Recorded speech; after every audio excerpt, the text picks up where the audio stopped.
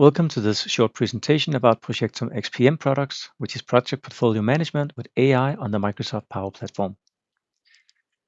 To begin with, the way we see the world of project portfolio management is actually through the lens of anything portfolio management. That's also why we have changed from PPM to xPM, and our products support this view. On the left side, we try to simplify what's going on in the organizations that we work with. At the very lowest bottom right here, we see projects and product initiatives.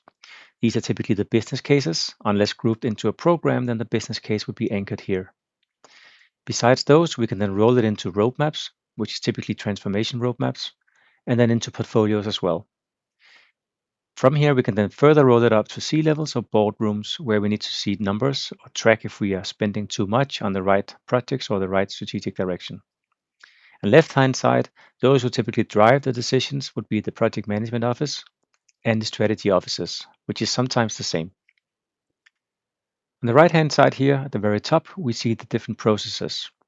Anything that ends with management is typically a process where organizations would like it to see done the same way and also at the same point in time.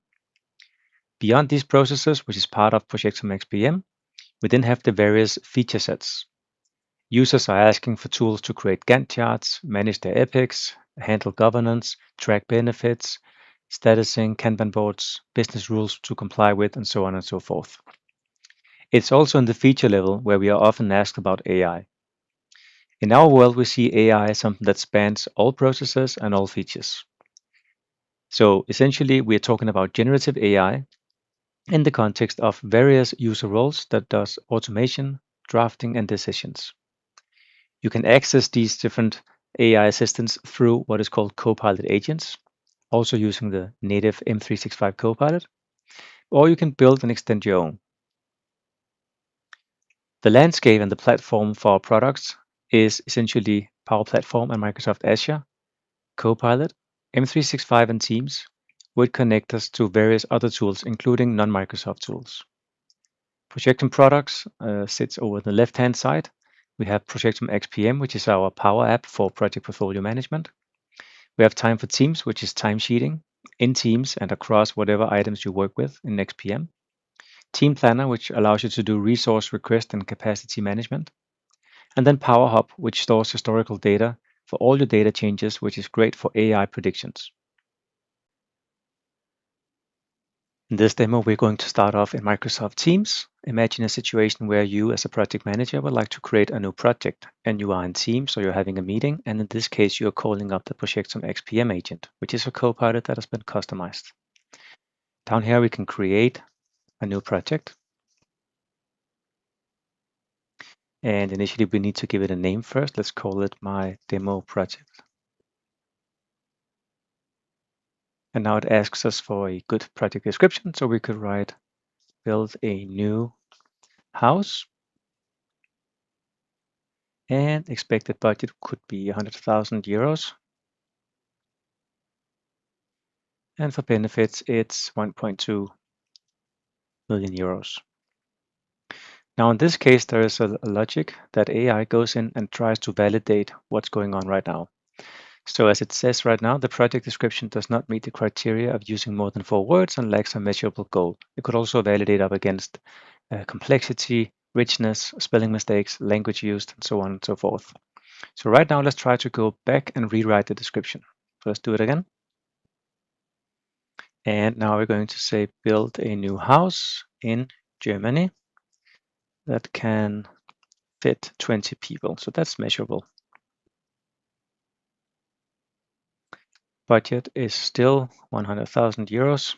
So it's a tiny house. And expected benefits are also still 1.2 million. So when should the project start? Could be today. And now the agent has validated the description and is therefore asking us, should we create the project now? Here you could have a variety of choices, create project or create it with risks and stakeholders like I do now, or many other options. But for now, I only have one. So let's select create project with proposed risks and stakeholders. Because again, with ChatGPT, we have the context described for building this new house. So we'll try to automatically suggest risks and stakeholders. So with that done, I can now click to the link here, which takes me directly to the application, Projectum xPM, and directly into the form for where this project has been created. As you can see already now, once we are inside the application, there is access to a stage gate model, which means we have to do certain things in order to progress. Description is a requirement right now before I can go on to business case. So if I click next stage, you will see that now we get new requirements. So if I try to click next now, I can't move ahead until I have found the sponsor for this project. We'll get back to gate decisions and execution later on. Notice also down here that we have carried over the dates from the agent conversation, the description, the type of project, the owner, the name, budget, benefits, and therefore we also have ROI. If you want to use SharePoint and Teams for document management, already now we could have created automatically a SharePoint site or Teams channel so that when project managers click here, they will see the corresponding SharePoint site with the folders and files and whatever has been put into it. It's also worth noticing that also document sites, so SharePoint sites, also have their own agents. You can also create new agents, so any chatbot can be populated by the users as long as they have access to Copilot licensing and are inside SharePoint. If we look at the risks here, risks have already been suggested by AI. We might not agree with them, so we can of course move them around like this. That would be the impact and the probability assessment. We could also further down open one of them up and have a look at it. And here, of course, we can see that AI has also tried to create a short description and also a short mitigation and score it up against impact, probability, and the status of the risk. So for instance, identified, active, mitigated, resolved, and so on. Going back, you can of course also create risks yourselves without AI. You would simply click new risk and then add a new risk of a name of some sort. You could add a description, mitigation, low to high, perhaps like this, and then you will see a new one popping up right here. Now, if you want more risks to be added to a project that's already created or validated, perhaps, you can then rely on Copilot Agents. So when I click on this symbol here, we load up a configurable Copilot agent, which means that it has the context of where the user is. So I can, for instance, write add more project risks. And it says, yes, I will help you with that. I will use your project description. Do you have other information that we should take into consideration? And here you could then write focus on electrical challenges, for instance.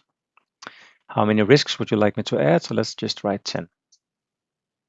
Now it's again using ChatGPT and a prompt to figure out which specific risk related to electrical challenges should we add to this project.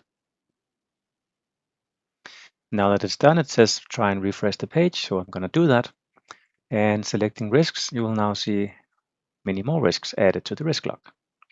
So again, we can manually create risk logs, stakeholder logs, or whatever logs you want, or we can have AI assist us either through the project creation or later on when we want to add it.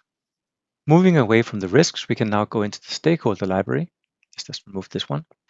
And here we have a stakeholder matrix that has also been pre-populated with key stakeholders for this specific type of project. So you'll see architects, local government, representatives, construction teams, and so on, because it's all about building a house in this case. Also down here, we can have AI suggest how to handle these stakeholders. And we can also have it suggest if it's an external or an internal profile. So if it's external, you would add the email. If it's internal, you would have to find the real user. In this case, it could be me, like this. So similar with the risks, we can of course add more stakeholders if needed, both manually or through AI. To move from here and into something else, we then have financials, which is a grid where we can manage multiple years. So for instance, we can add the year of 2026 as well. And in each year, we can then work with the budgets on different cost items down here. We can have a structure. We can also synchronize this with ERP systems to bring in actual cost each month and do forecasting. We can work in months, quarters, or years, or all of them combined. And combined means essentially that I can go here and write 250,000. And then the system will automatically distribute that across the quarters and the months using a linear approach. I can, of course, also write changes to this, sort of like a change log. So for each cost row, you will see who wrote what and when, especially important when you do changes to the costs. Besides this one, if I go into timeline, here we have our own Gantt version. And in this case, we can start from scratch building our own project plan. We can use templates as well. Could be a variety of templates, and you can also see them before you select them. Or you can, in this case as well, start with AI. So let's try and start with AI again and create a project for, create a project for building a new house in Denmark. The project should start January 2025 and complete June 2025. We can write a lot more. I'll just stick to that. And again, here you could have behind the scenes grounded this prompt so that it knows that you use PMI or Prince2 or your own project model or ways of breaking down your projects. And this applies everywhere. So whatever risks that are suggested or stakeholders and similar, that can all come from preloaded knowledges or knowledge sources that we call grounding. So in this case, it's pretty open. I just asked about creating a project that can help me create a house or build a house. So it has suggested some phases, some milestones. And again, I can agree with that or disagree. If I disagree, of course, I can just delete it or move it back and forth if I want to, or extend the length or start to report progress or have my team members report progress. Because of course, I can also go in and add resources to these tasks. For instance, me, 150 hours. I'm also going to add Christian. Going to add him 100 hours like this. So for that reason, we now have resources added to the task, which also means that if I click on this one, we can then down here see that Christian and Peter is working on multiple tasks and how much they're working on these tasks. The capacity for each of these profiles can be set up so that Peter works 7.5 hours per day and Christian works 8 hours per day, as an example. So going back to the details page here, there's also a place where we can go in and score the business case. This can be done very much more complicated than what I'm doing right now. But of course, it's possible to rate it against strategy, change impact, risk profiles, or whatever you want to have in the system. And this gives the project a final score that can be used for ranking later on. Let's also try to connect this project to a portfolio and also connect it to a specific business driver. These are the static drivers in our organization. So this could be a growth project. If you have OKRs, so objectives and key results, then that would be the temporary strategic elements. You could also connect to those by selecting yes, and then finding the appropriate key results, which is always tangible. So that could be 20 subject matter experts or whatever you want. So that is both the driver-wise categorized, but also linked directly to the strategy. Let's hit save to this one. At the very top up here, you will always have as an end user the summary of any record you're looking at. This summary shows also what has been defined in the prompt somewhere else by the admins. So in this case, it's fairly simple. It's saying the project is focused on building a house that fits 20 people. The project manager is me. Start and end dates, progress 28%, budget is this, ROI is that, and so on and so forth. This can, of course, be changed as mentioned. So typically that's where you would go in and adjust a little bit. If you want to do a status down here, you could click on KPI status and select a new status report. And let's give it a status for today. It could be various reasons for why we're giving it a status, but let's just park it for bi-weekly and say things are good. So of course, we're going to set everything to on budget, same scope, on time, and so on and so forth. These could be set by the system, by AI, or by the user themselves, of course. Same thing, we can also go in and write, we are still below budget and so on, if that's something you want to track your users writing down. So save and close, we'll drop a one-liner down here, showcasing that the project has no issues. Budget is close to 350,000 euros. We are in the business case phase. This is why we did it, cost, and so on and so forth. So every time we create a new status report, we get a new snapshot down here. So let's imagine we're now ready to take it on to the next phase, which is gate decision. So if I hit the, let's just find the sponsor, sorry, just gonna take me and hit next. Then in the gate decision view, you could have, there are many ways to do it, but in this case, you have a submit for approval. I will hit the yes button and hit save. This will trigger that the project as a whole will be sent off to approval, which means that someone will typically get an email. I'm going to show it right inside the app right now for the sake of the demo. So if I click down here, you will see change requests and gate approvals just for me up here in one big list. And you can, of course, also remove the filter me and then see it for everyone in the company if you're allowed to. Let's just hit refresh and see if it's there. Here we go. So now we have a gate approval for the My Demo project. So I'm going to open it up. And what you can see already now is that AI has helped me as well here by recommending that I go ahead and approve it, typically based on strong ROI or high strategic impact and other factors. Also, it has a defined timeline, clear start and end dates, there's progress, and so on and so forth. So again, AI can assist the approvers with advice. Not saying you have to stick to it, but it's always great to get some second opinion, in this case by AI. So let's go ahead and say it's going to be approved today. Looks good. Please move ahead. And we select the approve button, save.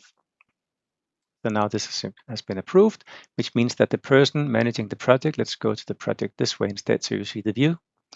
Here's the view on normal projects, and I go down to my demo project. So now if you look at the gate decision, you can then see that Peter has approved it on this date and it looks good. Please move ahead, which means I can now progress to the next stage, which is execution. So this is the basics of what is more or less out of the box available when it comes to the project management part. Again, these tabs up here, the fields used down here, and so on and so forth can all be changed depending on the context that we're working with. If we move up the ladder a little bit, we have something called programs. And programs essentially means the grouping of many sub-projects into a higher level artifact, in this case a program. So programs also carry their own business case, their own stage gate, financials, list of initiatives that are inside the program level risks, but also a timeline. And the timeline Gantt chart on the program level, in this case, shows all resources across all the sub-projects, but it also gives the option of, let's go to level 1, showing the 3 projects like this, These are 2 projects. And then you can go in and say when this is done, this one should start. So from one project to the other, cross-project constraints. If issues appear like this, you will also be warned if you want to via emails or notifications. And what you can also do if you go to the highest level here, level 1, is to go in on the program level here and create a new task. So this is actually a program task. It could also be a program milestone.